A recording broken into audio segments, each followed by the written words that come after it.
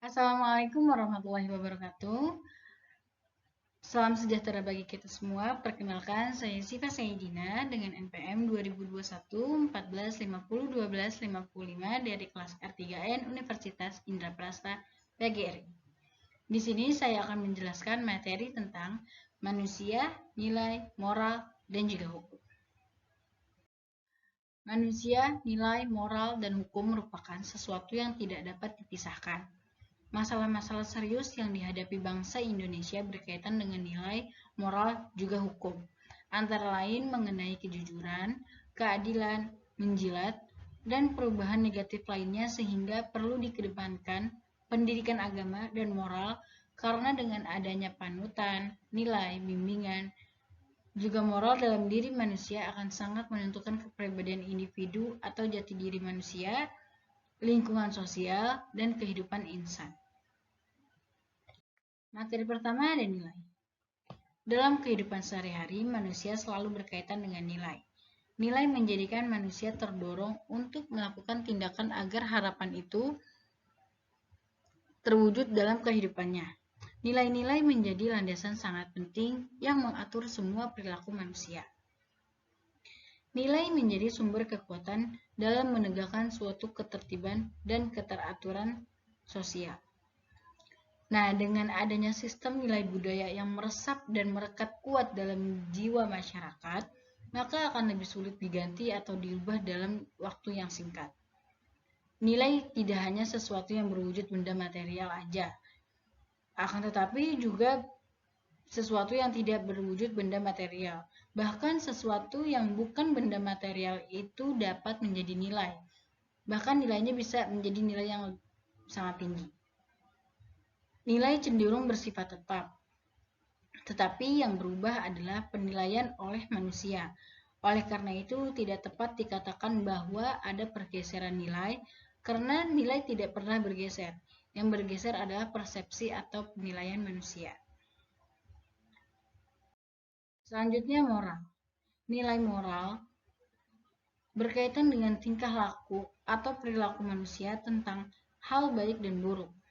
Kodrat moral yang diberikan kepada manusia yang kemudian disadari manusia sebagai kesadaran moral. Kesadaran moral mengharuskan manusia untuk membuat keputusan dan tindakan-tindakan etis. Jenis dan wujud moral terbagi menjadi 4. Yang pertama itu ada moral ketahanan. Moral ketahanan adalah semua hal yang keyakinan tertentu berpengaruh terhadap diri seseorang.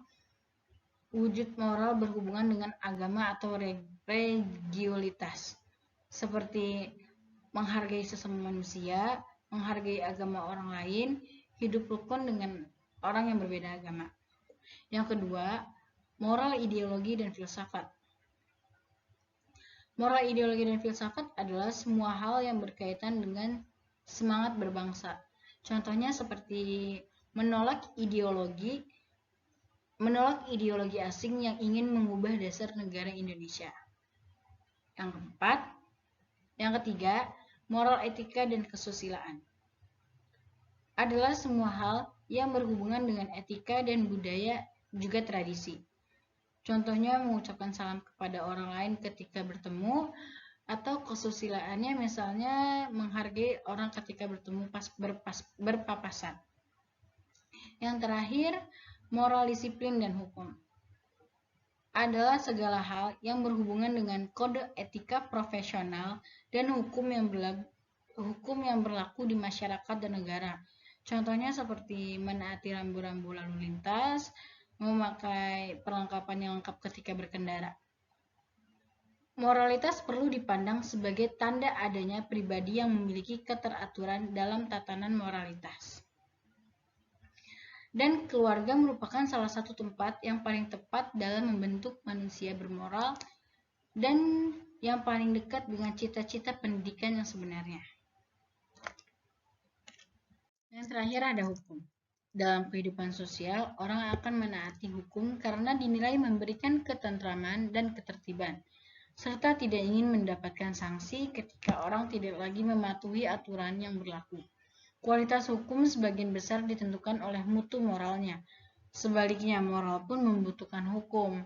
hukum bisa meningkatkan dampak sosial dari moralitas. Hukum bertujuan untuk menjamu kepastian hukum dalam masyarakat, memberikan faedah bagi warga negara, dan menciptakan keadilan dan ketertiban bagi warga negara. Fungsi dan tujuan hukum terbagi menjadi 4. Yang pertama, sebagai alat pengatur tertib hubungan masyarakat. Yang kedua, sebagai sarana untuk mewujudkan keadilan sosial. Yang ketiga, sebagai penggerak pembangunan. Yang keempat, sebagai kritis hukum. Hukum sebagai norma harus didasarkan pada nilai moral. Apa artinya undang-undang jika kita tidak disertai moralitas? Problematika nilai, moral, dan hukum yang terjadi di masyarakat yaitu pelanggaran terhadap norma agama tidak dikenakan sanksi secara langsung, pelanggaran terhadap norma kesusilaan sanksinya lebih berkaitan dengan batin yang melanggarnya. Pelanggaran yang terhadap norma kesopanan sanksinya yaitu dikucilkan dari lingkungan atau masyarakat. Lalu ada juga pelanggaran terhadap norma hukum, sanksinya berupa kurungan atau penjara. Dapat kita simpulkan bahwa unsur-unsur dalam hukum meliputi yang pertama ada peraturan dibuat oleh yang berwenang, yang kedua tujuan mengatur tata, yang ketiga tertib kehidupan bermasyarakat, yang keempat mempunyai ciri memerintah dan melarang, yang terakhir bersifat memaksa dan ditaati. Sekian materi yang dapat saya sampaikan. Kurang lebihnya mohon maaf. Wassalamualaikum warahmatullahi wabarakatuh.